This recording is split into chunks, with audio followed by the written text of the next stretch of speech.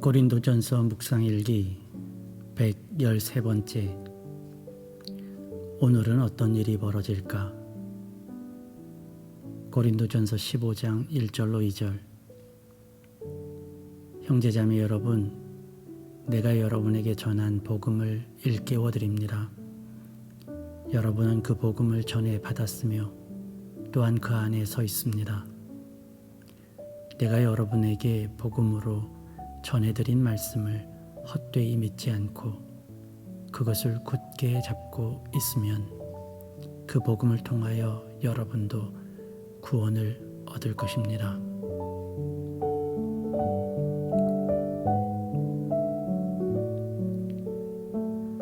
좋은 아침입니다.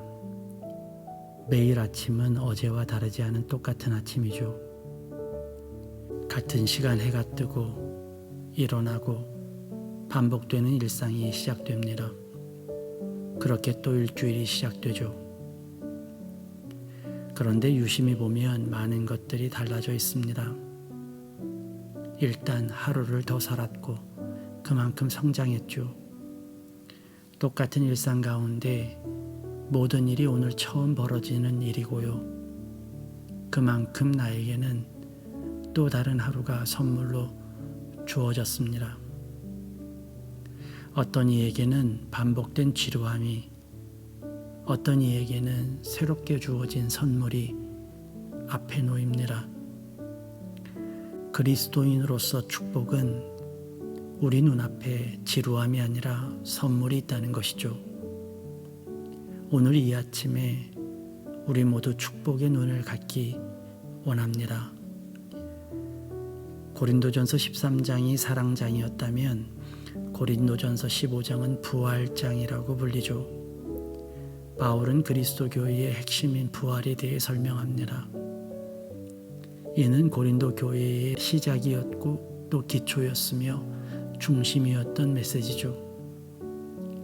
바울이 전하고 그 부활 신앙으로 새로워진 이들이 세운 교회가 고린도 교회였습니다. 바울은 그 점을 상기시키고 싶었던 것 같아요. 어느덧 초심을 잃고 중심을 잃은 이들을 향해 다시금 부활의 진리를 전하고자 했던 것으로 보입니다. 부활에 대한 의미는 우리가 고린도전서 15장을 차근히 읽어가며 찾아보기로 하고요. 오늘은 큰 틀에서 부활의 능력으로 살아가는 우리의 일상이 어떤 것인가에 대해 종합적으로 묵상해 보고자 합니다. 바울은 우리가 전해받은 복음, 그러니까 예수 그리스도의 부활 안에 살고 있다고 선포합니다.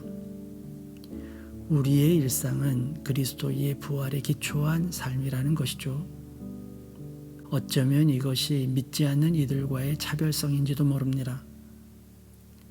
이를 바울은 그 부활을 헛되이 믿지 말라는 말로 대신하죠. 다시 말하면 이렇습니다. 우리의 일상 가운데 그리스도의 부활을 느끼고 경험하며 사는 삶과 그렇지 않은 삶으로 구분된다는 것이죠. 이것이 믿음의 영역이라는 뜻입니다. 그렇다면 부활을 경험한다는 의미는 무엇일까요? 아시다시피 그리스도는 죽음을 이기시고 부활하셨습니다. 우리 삶에 드리운 어둠을 걷고 밝은 희망과 소망의 빛으로 바꾸셨죠. 죽었던 생명을 다시 살리셨습니다. 마치 죄로 죽었던 에덴의 평화와 은혜, 주님과의 동행과 안식, 그리고 믿음과 소망이 그 부활로 다시 소생했던 것이죠. 어쩌면 우리가 오늘 이 아침 어제와 똑같은 일상을 떠올리며 지루함과 고단함에 묶인 채 살아가는 그 삶을 벗어나 새롭게 주시는 하루를 선물로 받으며 기대와 소망을 품을 수 있는 것이 바로 부활의 은혜이자 능력인지도 모릅니다. 매일 반복되는 시간과 이미 정해진 답을 답습하는 삶을 끊고 오늘은 어떤 일이 벌어질까? 오늘은 어떤 기쁨과 감사의 사건들이 일어날까? 기대하고 기다리며 찾는 삶이 부활의 삶일지도 몰라요.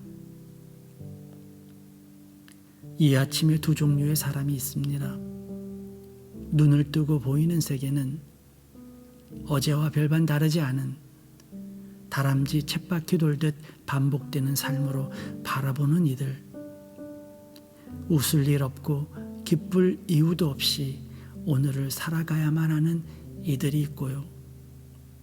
반대로 새로운 기회가 열리고 어제의 아쉬움을 만회할 새로운 시간과 한 걸음 더 내디딜 희망과 소망의 하루를 기대하며 일어나는 이들이 있습니다.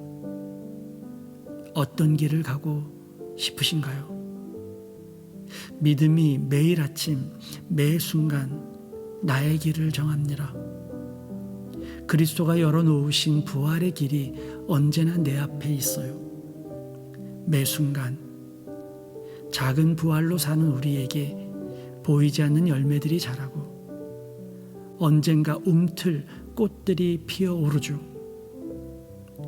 오늘도 그 부활의 능력이 우리 모두를 감싸길 기도합니다.